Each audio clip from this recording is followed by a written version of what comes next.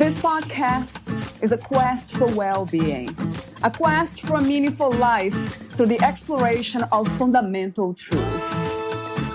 Enlightening ideas, insights on physical, mental, and spiritual health. The inspiration is love. The aspiration is to awaken new ways of thinking that can lead us to a new way of being well. Welcome to Body, Mind, and Soul Healing Conversations.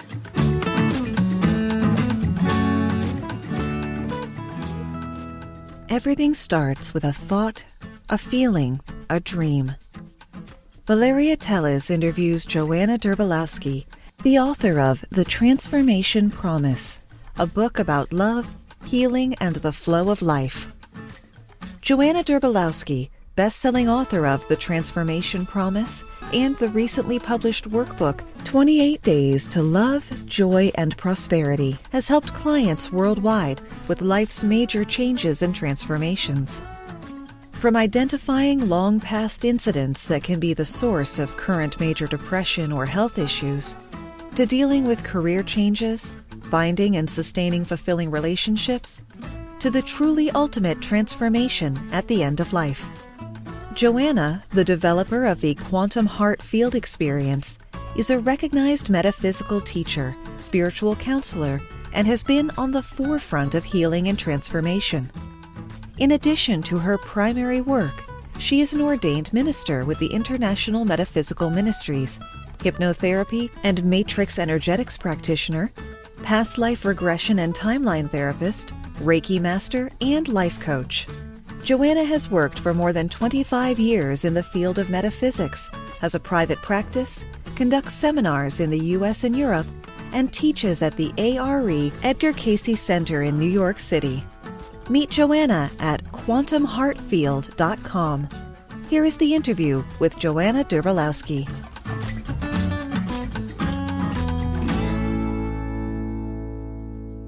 In your own words, who is Johanna Derbolowsky? I always find that question really interesting because I ask myself that quite frequently. Right. Of course, there is the name. I'm from Germany. I live in California. I do transformational coaching and healing work thing. But then the other side is I don't know who I am or if I'm really anything, because everything is possible to express through somebody if they're not holding on to an identity.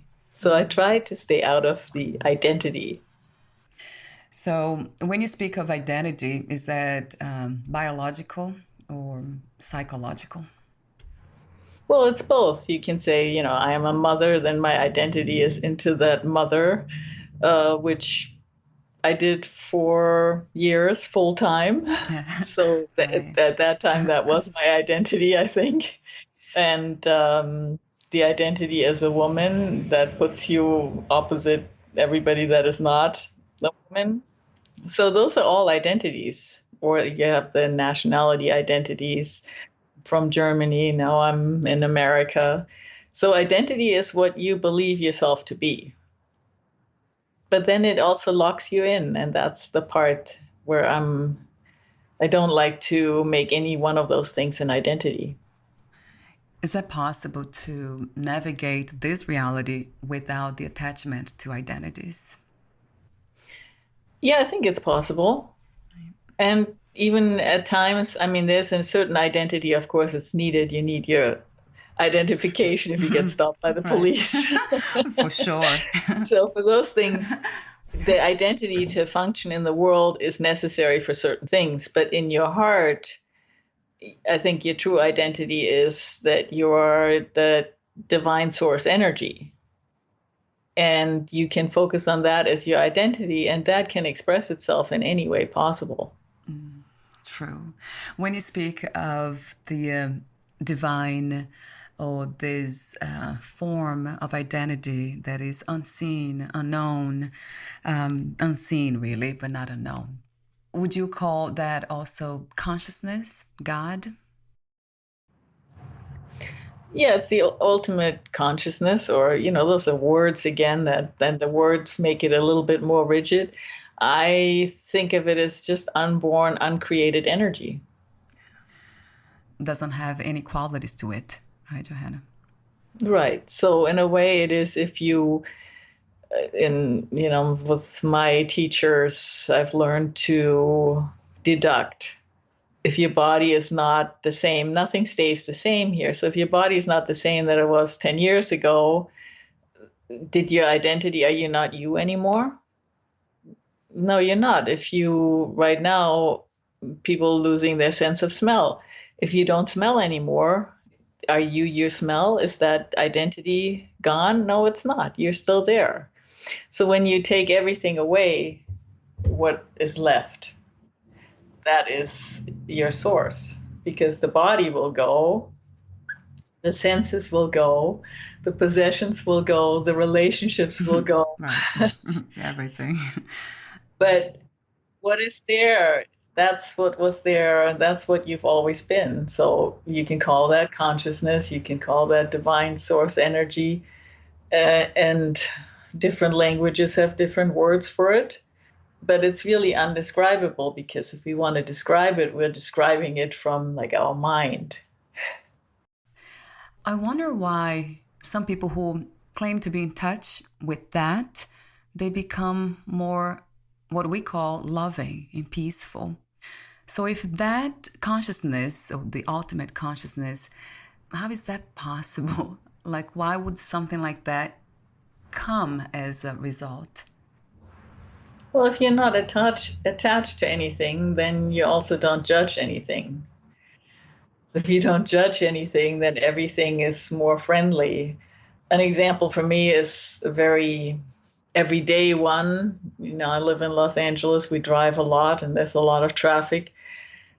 And you judge other drivers constantly if they're not driving the way, well, I judge them if they're not driving the way I want them to drive. Right.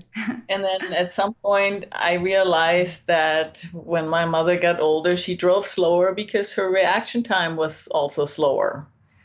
And then I started just saying to everybody that upset me when I was in a rush, it's not their fault that I'm in a rush.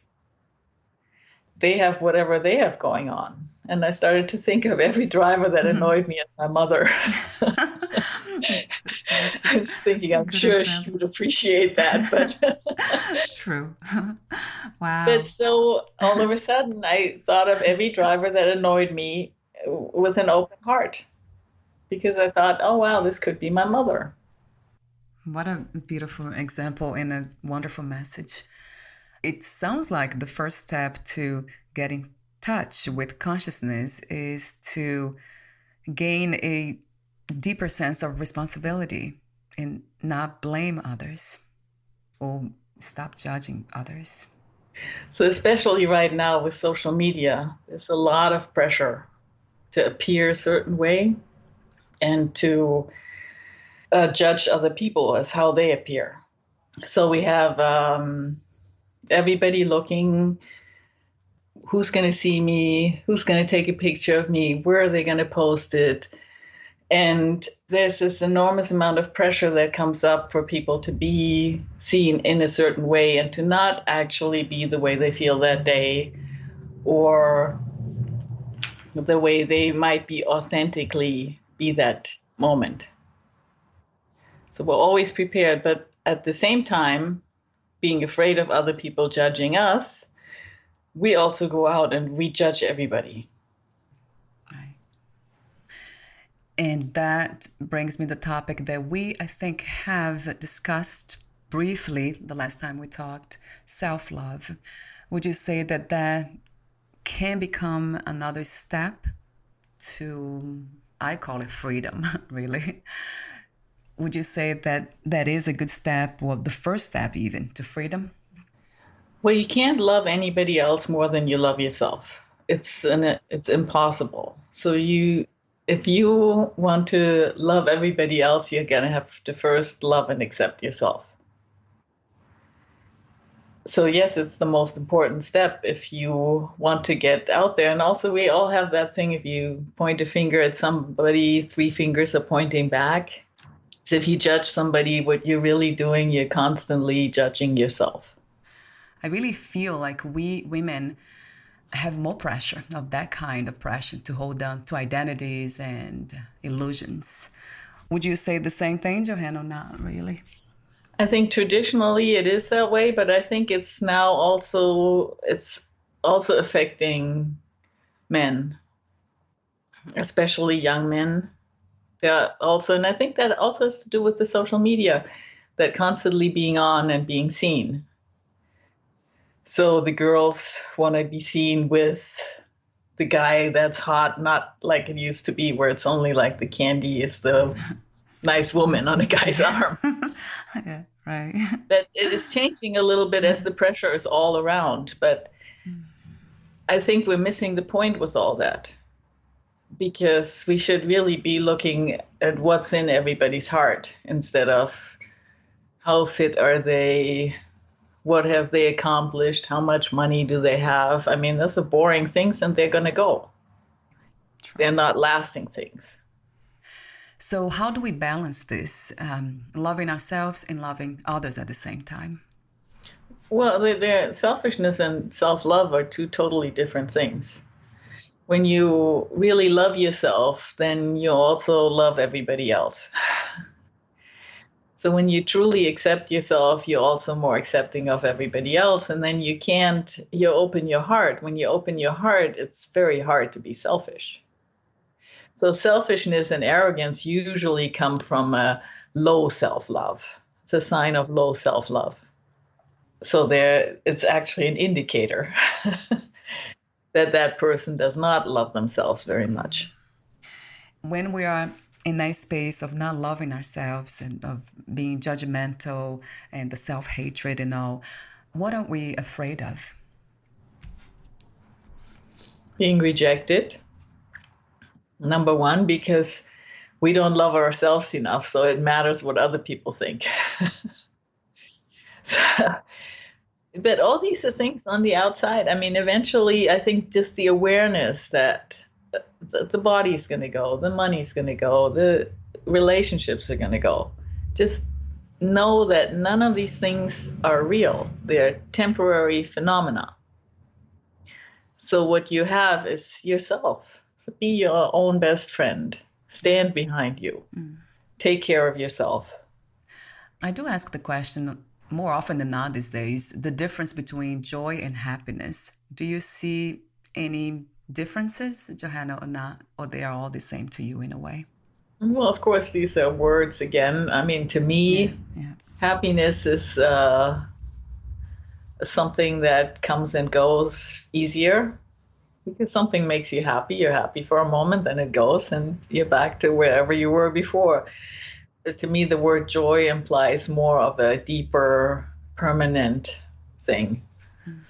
Well, that's not connected to anything that is external. Would you say that too? Well, external things can definitely also bring you joy for a moment, but I think to me, the word means it's more lasting. Oh, just lasting, right. You sent me a phrase. I have 2 phrases here, actually, interesting ones. You say the present moment, the cure for everything. And then you also wrote, your presence is required in the present. So talk to me about what is to be in the present moment. What does it feel like? Or what is like? And how is healing different from cure? If you are doing one thing and you're really focused on one thing, you're achieving a lot more, because you're not thinking about, oh, I have to go wash the dishes, and oh, I have to go pick up this person, and oh, I forgot to go to the cleaners. So if you have all this going on in your mind, you're not going to be as effective as if you're not thinking of anything else but to solve whatever is right in front of you. But we tend to go through life thinking about the past and the future, and we're super busy with that in all situations. So what we have left for actually the thing that we're doing at that moment is very little. We have very little of our energy goes into that moment. So that goes to that your presence is required in the present moment. Because if you want to be really efficient or really true to yourself, you need to forget about all the other things and just focus what shows up when it's there and deal with that one thing. And the same, I said, the present moment or your presence in the present moment is cure to anything.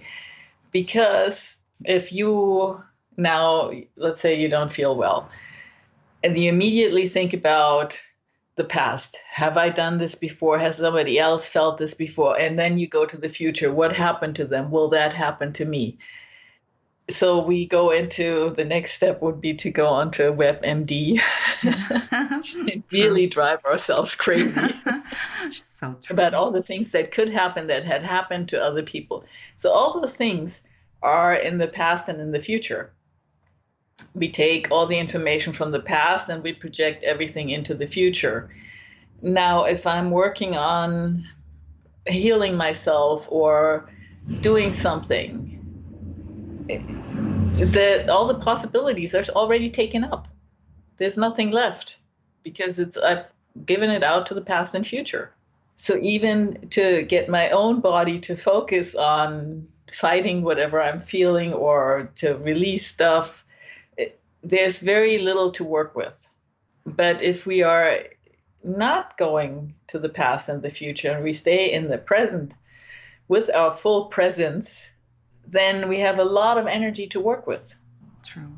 That difference between healing and cure, do you see anything that separates healing from cure? Well, that's a word thing again. I think a cure is if you have something that you know this will cure that. And healing is the process of healing anything. So a cure means you have the answer, like you have the cure for this type of cancer. It's a set thing. And healing is the process of evolving and healing and getting better. So the idea is to focus our energy and attention to what's happening now, so we are not all over the place. Talk to me about the practices that could help us to achieve this state of being.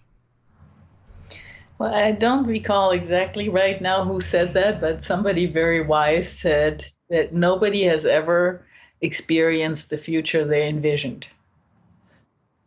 Because we don't. We think about it 1,000 times, but it always happens differently. Because in life, there's very little of our control. You can call it like God's will, fate, destiny. There's other people involved with their fate and destiny and interaction thereof. So there's a lot of factors that go into each moment. And when we really think about it, we know we have no control. Now, I don't know about anybody else, but nothing in my life ever happened the way I thought it would. And also the good or bad things that happened in my life never happened the way I thought they would. Right, either. Yes. So there is a limiting thing that you set on it by saying like, oh, I envision it that way and I want it this way and you leave out, first of all the possibilities of how it can happen differently and even better maybe. And then on the other hand, you also leave out, well, you give out your energy to all this, I want to be successful in my profession. I want to do this and this and this and this. And there are professions that you maybe have never heard about that you might end up in being even more successful. If you lock yourself in to this little picture of your limited mind, instead of just saying yes to the moment. Wow. And I find it to be a challenging practice because especially in moments of, in challenging moments, so it's even more difficult to be present when we are going through pain, especially physical pain. Is that has been your experience too, Johanna? And if it is, what did you do to go back to presence? Well, it's very difficult for us. I mean, my mind goes 1,000 miles a minute. And I just constantly have to remind it that you can go on, but it's not very important. So I'm not going to listen right now. That's easier for me than trying to not have my mind run on. I'm just going to say, okay, you go run your marathon, but I'm not going to listen right now. Right. Is that a form of acceptance? Yeah, I mean, it didn't work for me to just quiet it down forcefully. Yeah. So now that I'm not paying that attention, it's not that active because it likes attention. The mind really wants attention. So when you stop giving it attention, it doesn't have to go so wild anymore. But the thing is, you figure out what works for you. We are all different and different things. Some people are very good at meditating for hours a day. I'm not that good at that. But I'm good at walking and focusing on my steps and the trees and the flowers that I pass. So you figure out what is it for you that quiets down this enormous energy pull. And then you asked about pain. So pain is an attention hogger. Yeah, right. So it's best to study these things before you're in pain. Because yes, I agree. When you're in pain, it's very hard. Yeah, right. It's very hard to pull yourself out of pain at all. Yeah. So my advice would be get really solid on your practice and get really solid on your focus before you encounter anything with a lot of pain. Yeah. So it is almost like a preparation type of thing. And I agree. I heard that in some cultures, they begin at a very young age, even reflecting on death and having these mindfulness practices because they know that challenges will come. So they are prepared when that time finally arrives. So I'm wondering who is the one who is paying attention to what's happening in the mental world?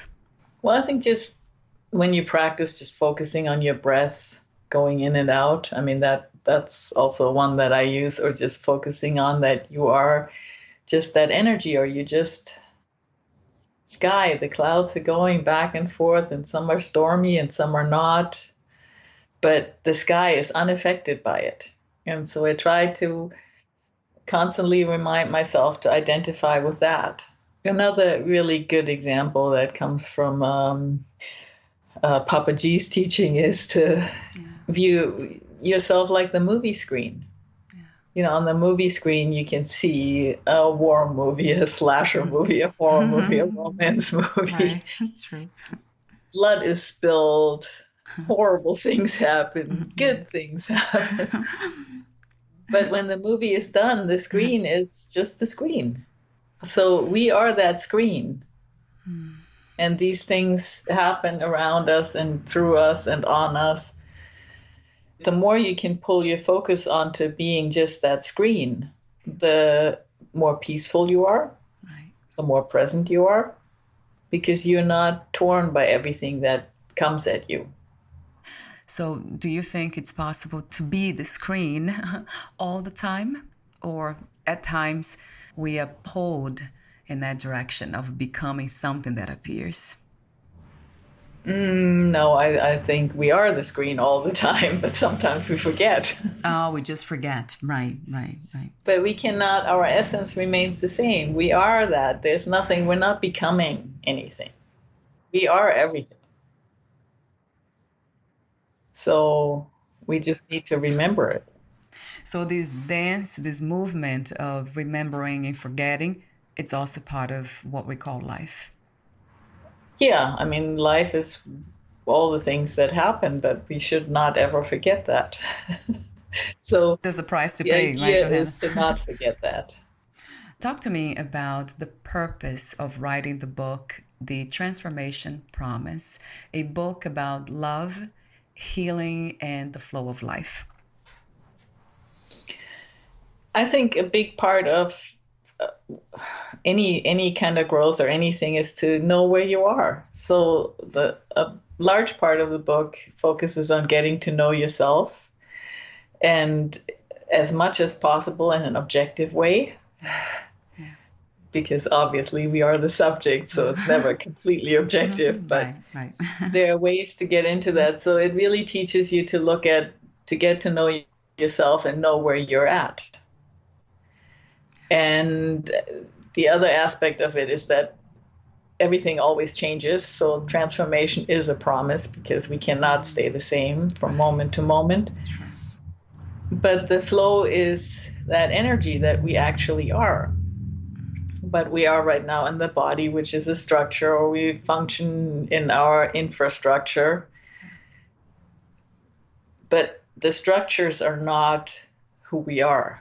Right. So when we can see that, when we begin to see that, and we get to notice what is our structure and what is it made out of and everything, then it's not so dense anymore, and it can actually shift easier. True. This is your newest book, right, Johanna? The 28 Days to Love, Joy, and Prosperity, a workbook. Yeah, and it is exactly what it is. It's a workbook. So it's exercises that are done on a daily basis for 28 days. And it's going to help you to really focus and implement wherever you are right now. So from there to go to the next step. So it could be your goals that you have, like New Year's resolutions or something like that, and you want help not letting them go within the first couple of weeks and slacking back to your old ways. So you can use the book for that. But you can also use the book to learn to actually focus your mind a couple of times every day and just focus yourself and reset to where you want to be and where you want to go. So you come into the habit of centering yourself and saying, okay, this is where I am right now. This is my desire. This is where I want to go. Or I just want to be in that peace of mind. So you can use it for anything that you want. It'll work with all those things. And it'll help you get where you want to go. So personally, I do it 3 times a year. As like the whole book, where I really make myself do it morning and evening. I'm not just trying to give it to other people to do. I try it on myself, and it always really works. My last question to you is a phrase that you have in this book, The 28 Days to Love, Joy, and Prosperity. You say, think of life as a garden. So talk to me about that phrase. Well, if you had a garden or a farm, you would plant what you want to harvest. Right. So it's always a good idea to plant the thoughts and the actions that actually bring you what you want to harvest. Right. Does it mean if you plant these flowers, you're guaranteed the harvest? No, because the universe brings you rainstorm, floods, and all those things. Sure. No matter what you do. Yeah. There's always challenges, and there's always things that'll push the envelope coming at us. Right. And that's a good thing, because it'll help us grow, and it help us also see that we shouldn't be too attached, because things are temporary. Right.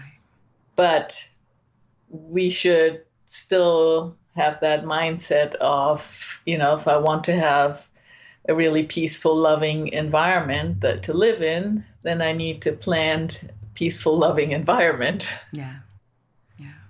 So it's very much comes to me as common sense, but it's a practice at the same time. What an interesting. Gandhi said it the best possible way. Be the change you want to see in the world. Right. Yeah. Because that's the only way you're going to see it. Thank you so much for your wisdom, again, sharing your wisdom today, and your beautiful presence, the work that you do, and everything between. Thank you, Johanna. Well, thank you for being here with me today. Where can we find more information about you, your books, products, services, and future projects?